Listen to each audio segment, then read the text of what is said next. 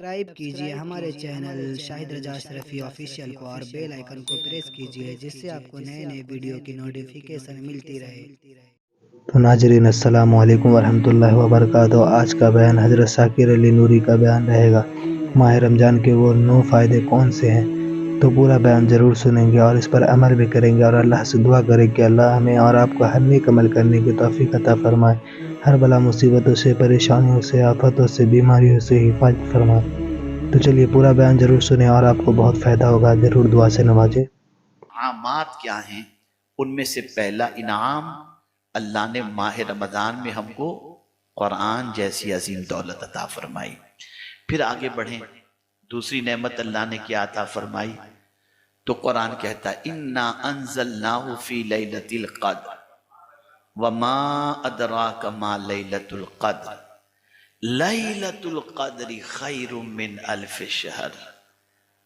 قدر والی رات جو 1000 مہینوں سے بہتر ہے، 1000 مہینوں سے، آپ کاؤنٹ کریں، 1000 مہینوں کو کاؤنٹ کریں، اس سے بہتر اللہ نے قدر والی جو رات عطا فرمائی وہ کوئی اور مہینے میں نہیں، اسی مہینے میں اللہ نے عطا فرمائی، جسے لیلۃ القدر کہتے ہیں۔ آپ سوچتے ہوں گے قدر کے معنی آپ کے ذہن میں یہ آتا ہوگا کہ اس کی ویلیو محسوس کرنا، اس کی قدر کرنا، یہ معنی نہیں ہے اس کا۔ قدر کے معنی ہوتا ہے تنگ۔ قدر کے معنی کیا ہوتا ہے؟ تنگ، نیرو، ایک دم تنگ کے معنی میں ہوتا ہے۔ اللہ عز و جل قرآن مقدس میں ارشاد فرماتا ہے اللہ یبسط الرزق لمن یشاء ویقدر۔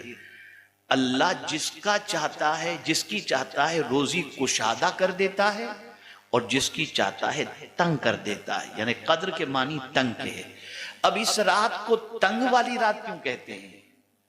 یعنی قدر کے معنی تو ہم کو تو یہی سمجھ میں آتا ہے کہ اس کی قدر کرنی چاہیے، یہ مطلب نہیں ہے۔ قدر کے معنی تنگ کے ہوتا ہے۔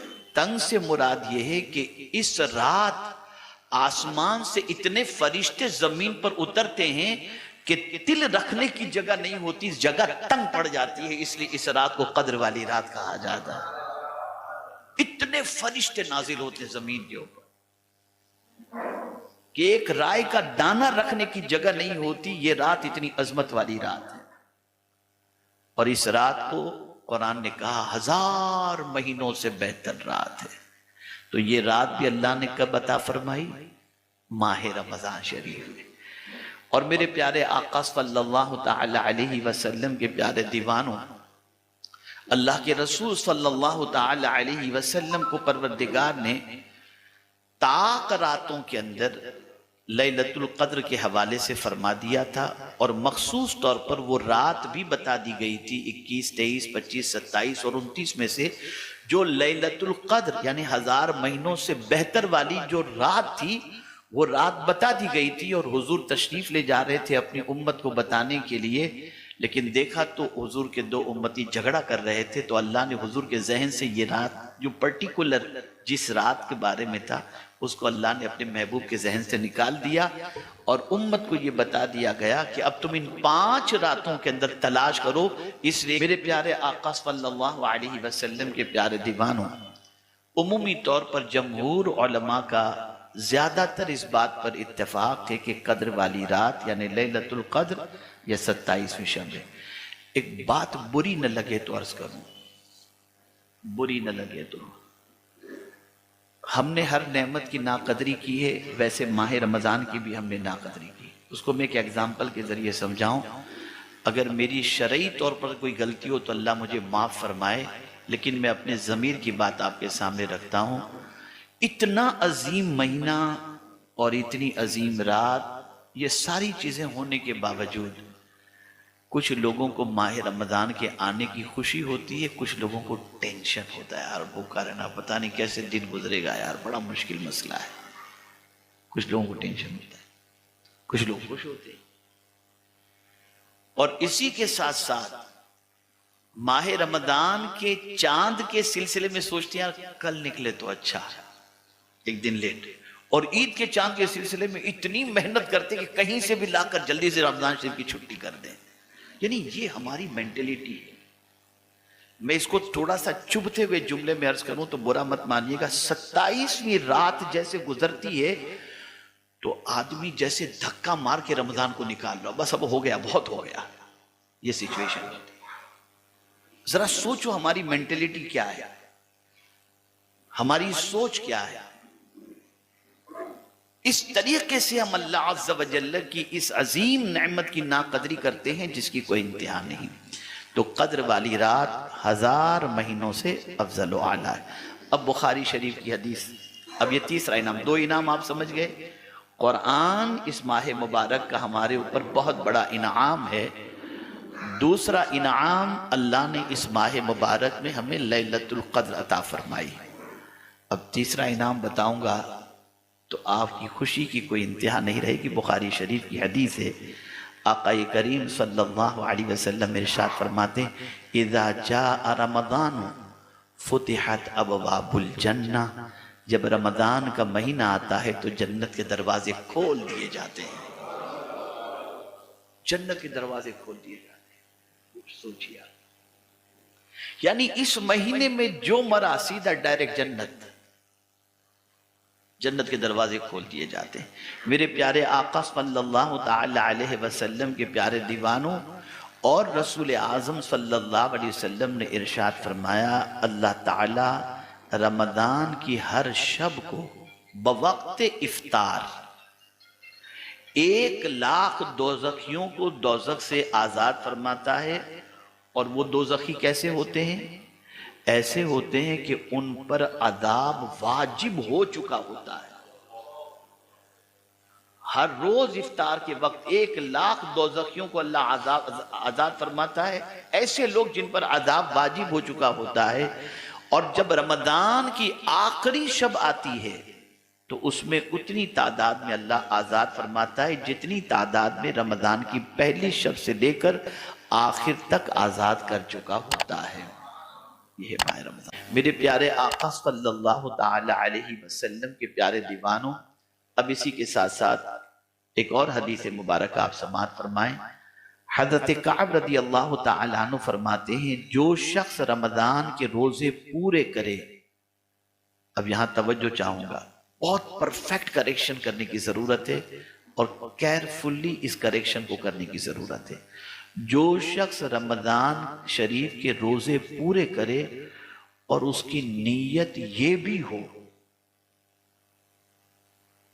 اب نیت کیا رکھنی ہے اس کو ذہن میں رکھیں، اور اس کی نیت یہ بھی ہو کہ رمضان المبارک کے بعد بھی گناہوں سے بچتا رہوں گا بغیر حساب و کتاب و سوال و جواب کے، اللہ اسے جنت میں داخل فرما دے گا۔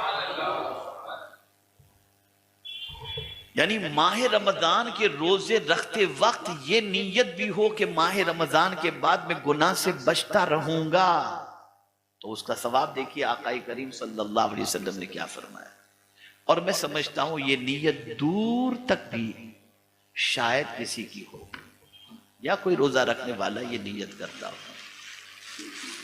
اصل میں روزہ ہے ہی اس لیے تاکہ ہم اللہ عز و جل سے ڈرنے والے بن جائیں، اور ہمارے دل میں ایک اللہ کا خوف اس طریقے سے پیدا ہو جس طریقے سے صبح صادق سے لے کر غروب آفتاب تک ہم کھانے پینے اور عمل زوجیت سے اس لیے بچتے ہیں کہ کوئی دیکھنے والا ہو یا نہ ہو، اللہ دیکھ رہا ہے۔ ماہ رمضان کے بعد بھی ہم کوئی کام کرنے جائیں تو یہ تصور ہمارے ذہن میں ہو کہ اللہ دیکھ رہا ہے، اور وہ صرف ظاہری عمل تھوڑی دیکھتا ہے، صرف ظاہری عمل نہیں دیکھتا، وہ تو یہاں کی پوزیشن بھی دیکھتا ہے۔ یعلم ما توسوس به نفسہ وَنَحْنُ أَقْرَبُ إِلَيْهِ مِنْ حَبْلِ الْوَرِيدِ۔ اللہ فرماتے ہیں تمہاری جان کے اندر جو وسوسے تمہارے دل میں پیدا ہوتے ہیں نا، وہ بھی اللہ سے چھپے ہوئے نہیں۔ اور اللہ فرماتے ہیں بندے تو جاننا چاہتے ہیں میں تجھ سے کتنا قریب ہوں؟ تیری جو شہر رگ ہے، یعنی وہ رگ جو کٹ جائے تو آدمی مر جائے، اس سے بھی زیادہ اللہ فرماتے ہیں میں تجھ سے قریب ہوں، اس سے بھی زیادہ۔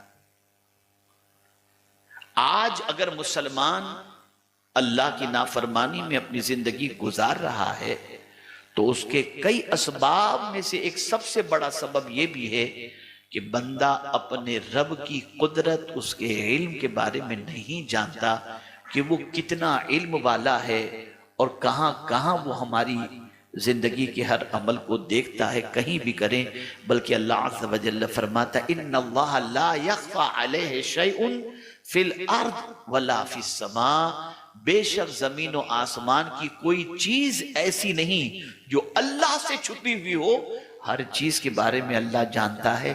اب اس کو دلیل کے طور پر سمجھاؤں گا تو تھوڑا سا ایمان تازہ ہوگا۔ ایک غار کے اندر چونٹی بھی رہتی ہو تو اللہ وہاں بھی اس کا رزق پہنچاتا ہے، اس لیے کہ جانتا ہے کہ میری مخلوق کہاں موجود ہے۔ سمندر کے اندر رزق پہنچاتا ہے اس لیے کہ وہ جانتا ہے کہ مخلوق میری سمندر کے اندر بھی موجود ہے۔ تو عرض کرنے کا منشا یہ کہ ہم کہیں بھی چھپ کر کے اس سے گناہ نہیں کر سکتے۔ آدمی کہیں بھی ہو اللہ سے چھپ نہیں سکتا، اللہ عز و جل سے اس کے اعمال بھی پوشیدہ نہیں رہتے۔ تو نیت درست رکھیں۔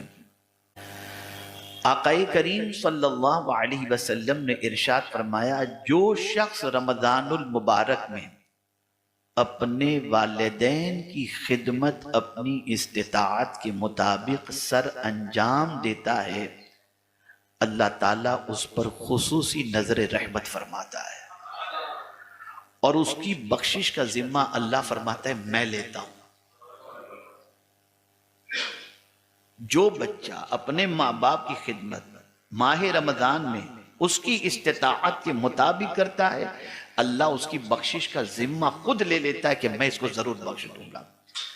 اور جو عورت ماہ رمضان المبارک میں اپنے خاوند کی رضا جوئی میں مصروف رہتی ہے، اللہ تعالیٰ اسے جنت میں حضرت مریم اور حضرت آسیہ رضی اللہ تعالی عنہ کا ساتھ عطا فرمائے گا۔ میرا خیال ہے کہ شاید آپ میں سے کسی نے یہ حدیث سنی ہو۔ آپ اندازہ لگائیں جس طرح سے ماں باپ کے عام دنوں میں خدمت کا ثواب رکھا گیا ہے، اسی طریقے سے ماہ رمضان المبارک میں جب اللہ ثواب میں اضافہ فرما دیتا ہے تو ماں باپ کی خدمت پر بھی اللہ عز و جل ثواب کے اندر اضافہ فرما دیتا ہے۔ اب 9واں انعام ماہ رمضان المبارک کا، آقا کریم صلی اللہ علیہ وسلم نے ارشاد فرمایا من صام رمضان ایمانا و احتسابا غفر له ما تقدم من ذنبه، جس نے بحالت ایمان ثواب کی نیت سے رمضان کے روزے رکھے اس کے پچھلے گناہوں کو اللہ معاف فرما دیتا ہے۔ تو ناظرین اگر ویڈیو اچھی لگے تو ضرور ویڈیو کو لائک کریں اور ہمارے چینل کو سبسکرائب کریں، اور اللہ سے دعا کرے کہ اللہ ہمیں نیک عمل کرنے کی توفیق عطا فرمائے، اس ماہ رمضان شریف میں خوب عبادت کرنے کی توفیق عطا فرمائے اور گناہ سے توبہ کرنے کی توفیق عطا فرمائے، نیک عمل کرنے کی توفیق عطا فرمائے، اور ساتھ ہی ساتھ اللہ ہمیں ہر بلا مصیبتوں سے، پریشانیوں سے، آفتوں سے، بیماریوں سے حفاظت فرمائے۔ تو چلیے ملتے ہیں اگلی ویڈیو میں۔ السلام علیکم ورحمۃ اللہ وبرکاتہ۔ ویڈیو اچھی لگے تو ہمارے ویڈیو کو لائک کریں اور ہمارے چینل کو سبسکرائب کریں۔ شکریہ۔